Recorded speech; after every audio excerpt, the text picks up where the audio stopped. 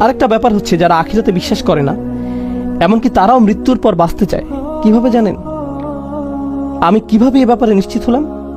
আপনি দেখবেন যারা বুদ্ধিজীবী, দার্শনিক, কোটি কোটি টাকার মালিক, যারা ধর্মে বিশ্বাস করে না, তারা মনে করে ধর্ম হচ্ছে বোকাদের জন্য। তারা এমনটাই বিশ্বাস করে। তারা কোটি কোটি টাকার মালিক, যখন তাদের মৃত্যুর সময় হয় তারা কি করে বলুন তো? তারা তাদের সহায় সম্পত্তি, কোটি কোটি টাকার সম্পদ ইউনিভার্সিটিতে দান করে দেয়। এই দেশে এমনটাই দেখা যায়। শুধু এখানেই না, বিশ্বের বিভিন্ন জায়গায় তারা বিশাল অঙ্কের টাকা দান করে। কিন্তু যখন তারা তরুণ ছিল তখন দেয় না।